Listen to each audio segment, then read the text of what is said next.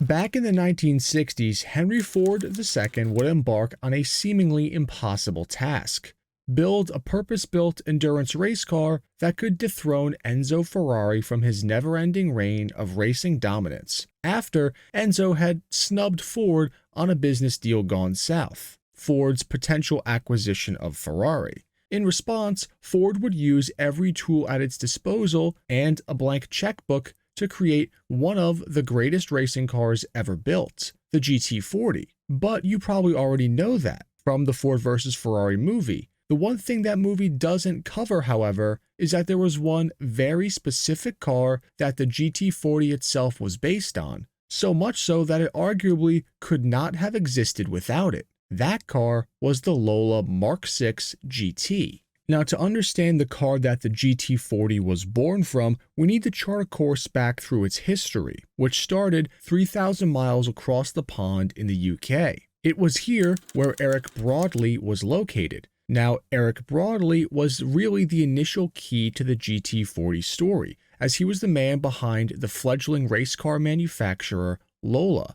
Lola got their start building small, lightweight front-engine cars like the Lola Mark I, and they also got their foot in the door building open-wheel cars for various Formula series of racing, including eventually Formula One. Turns out, Eric and the team at Lola could build a pretty damn good race car, which became evident early on. But it wasn't until their next car that things got really interesting, and that came in 1962. Which just so happened to coincide with the mid-engine revolution which had started in Formula One, thanks to pioneers like the Cooper Car Company. While single-seaters were fast embracing the mid-engine layout, endurance racing lagged behind. Strict FIA homologation rules required at least 100 identical production units for a GT car to qualify.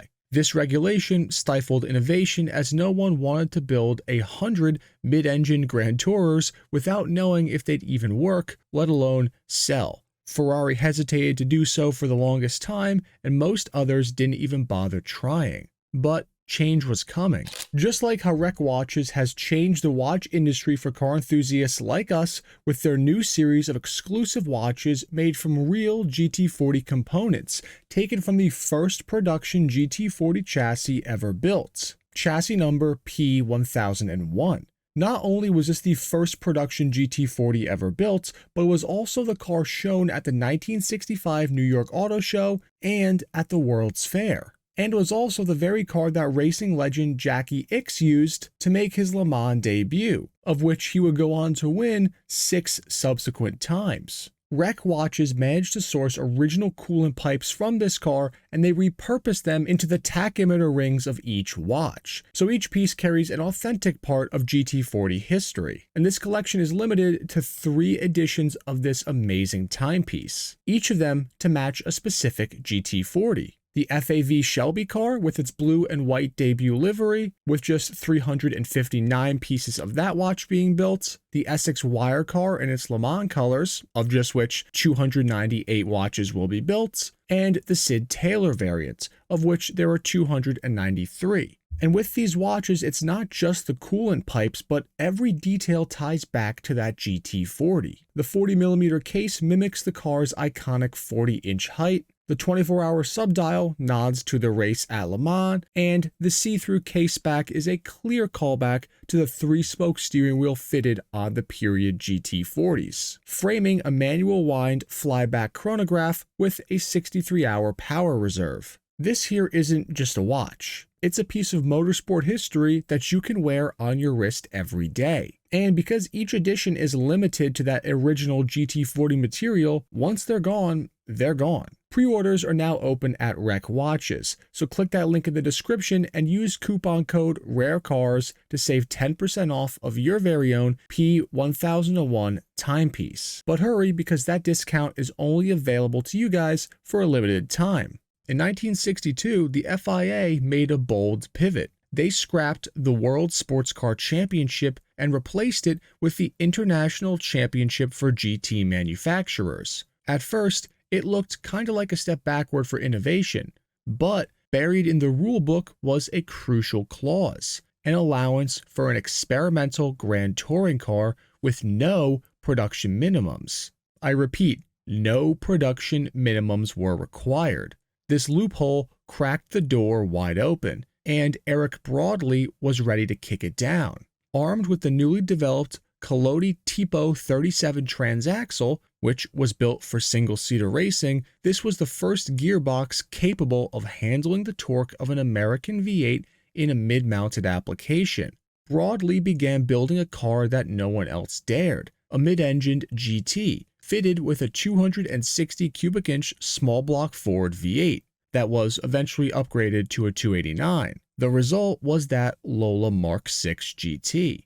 Now, it wasn't just the marrying of V8 American performance in a mid-engine package that made the Lola MK6 GT so great. No, it was also the cutting-edge chassis that underpinned it.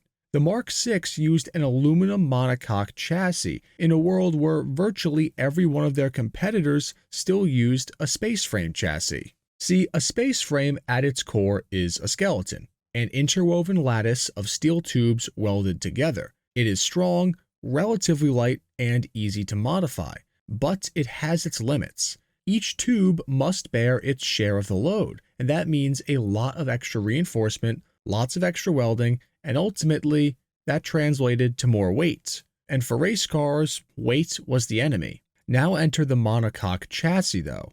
Instead of building a skeleton and then wrapping it around a body, the monocoque is the body. It's a single structural shell where the skin itself bears some of the load.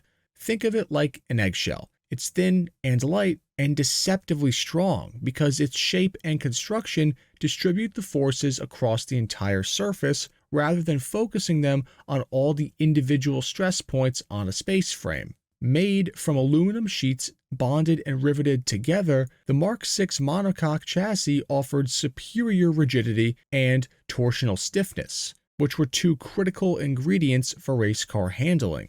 Torsional stiffness, in short, means the chassis is more resistant to twisting forces, which translates to better suspension response and sharper cornering and better grip. Basically, the suspension can do its work better. Overall, that monocoque chassis was lighter, stiffer, and stronger than pretty much anything else. It was aerospace engineering brought to the racetrack. Paired with independent suspension all around, the Lola Mark VI GT was technically a far better platform than the live-axle, front-engined Ferrari 330 LM that won Le Mans the year earlier. When Ferrari and Lola would finally meet at the 1963 24 Hours of Le Mans, a year after the 330 LM won, Ferrari would now be running the 250 SP, which was their prototype class mid-engined V12 car, which was leaps and bounds ahead of that old 330, but it still used a more rudimentary space frame chassis compared to the monocoque of the Lola.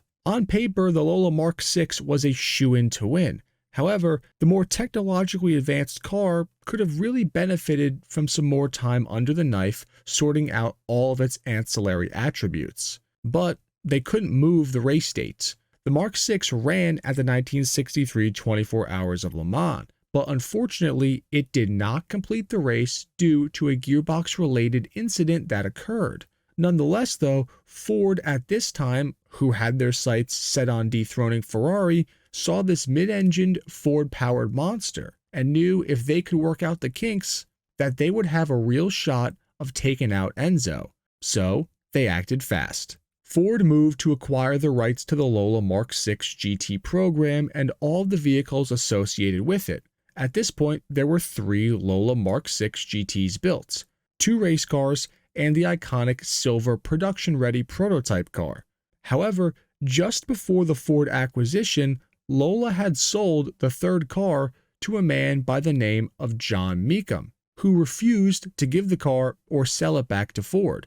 In fact, he was so pissed off with Ford that he actually ran a small block Chevy motor in his car years later when he continued racing it. He didn't budge, and Ford was given just 2 Mark VI Lola GTs to work with. A new division within Ford, known as Carcraft, with 2 Ks, was tasked with overseeing the project under the watchful eye of British-born engineer Roy Lunn. He negotiated directly with Eric Broadley, bringing him and his expertise on board. Together, they formed a new joint venture called Ford Advanced Vehicles, or FAV, headquartered in Slough, England. Eric Broadley brought that initial vision, and Ford brought the money. And to run the whole show, they also brought in John Wyer, who was the man who led Aston Martin to a Le Mans win in 1959, when the DBR1 they were running just so happened to be piloted by Carroll Shelby. Wyer would handle operations and racing logistics in Europe, while Ford would provide an army of American engineers like Phil Remington, Len Bailey, and Lunn himself to further improve upon the Lola's initial design. And of course, Carroll Shelby was involved, as we all know from the movie. The car they built would obviously be known as the Ford GT and eventually the GT40, a name that was derived from its roof height being just 40 inches from the tarmac to the top of the windshield. But make no mistake, by the time this car was actually fielded, the GT40 wasn't just a rebadged Lola anymore. See, the first major shift from Mark 6 GT to GT40 came in the chassis. The Mark 6, as already mentioned, used a lightweight aluminum monocoque chassis, but Ford's engineers opted for a heavier but more robust pressed steel semi-monocoque chassis with twin-box section pontoons housing the fuel cells and reinforcing that torsional rigidity. This design decision actually became a key point of contention between Eric Broadley and Ford. Broadley strongly favored the aluminum construction, and the switch to steel ultimately led to dissent in the project and his departure. He was contracted to stay on longer, but since Broadley refused to bend his vision for the perfect car, Ford created a settlement with him where he could leave the program early, but he would get back the silver Lola Mark 6 GT as part of that. The funny part is, though, there was some credence to Broadley's claims, because the Lola weighed about 180 pounds less than the all-new and improved GT40. Aerodynamics evolved majorly with the rebody that made the Mark 6 and GT40 distinctively different-looking cars. The GT40 ended up being more aerodynamically efficient in virtually every way. The GT40 was more of a wedge than the rounded shape of the Mark 6. The GT40 design also helped with better cooling and downforce compared to the Mark 6, but I don't know, there's just something special about that Lola Mark 6 GT body style that just makes it look so unique. The GT40 got suspension geometry that was heavily reworked via computer-aided calculations, and it gained much improved anti-dive and anti-squat setups for better behavior under braking and acceleration, which were things that Lola could have never done on their own at the time. The GT40 made its racing debut in 1964, and the expectations were sky high. Here was Ford's weapon, the car that was ready to finally fight Ferrari. But as history shows, dominance rarely comes straight out of the box. Much like the Lola Mark 6 GT, the first GT40 prototypes were fast, really fast. They did over 200 on the Mulsanne straight. But at the Nürburgring 1,000-kilometer race and the 24 Hours of Le Mans in 1964, the GT40's potential was clear, as were its flaws. Reliability was still that Achilles heel. Gearboxes cracked, engines overheated, aerodynamic instability was there. Even though it was better than the Lola Mark 6, it still was not perfect in crosswinds and at high speeds. All three GT40s that entered failed to finish. But the program obviously did not end there. The failures of 1964 became the checklist of problems to solve for 1965. Ford doubled down, enlisting Carroll Shelby to heavily help in 65 to rebuild the program with an obsession for reliability. The breakthrough came in 1966 with the GT40 Mark II, now packing the thunderous 427 cubic inch NASCAR V8, a stout ZF gearbox, and upgraded heavy-duty cooling, better suspension, and better brakes. The once fragile GT40 was now about as robust of a race car as they come. And at Le Mans that year, Ford returned, not with just a few cars, but an army. And when the dust settled, the GT40 swept the podium in a historic 1-2-3 finish, delivering Henry Ford II the revenge on Ferrari he had been chasing all along. But that meteoric rise to the podium in Le Mans would not have been possible without the help of that little British race car company. The Lola MK6 GT represented the keys to the castle for the creation of the Ford GT40. Yet, in the GT40 story, that car is heavily overshadowed.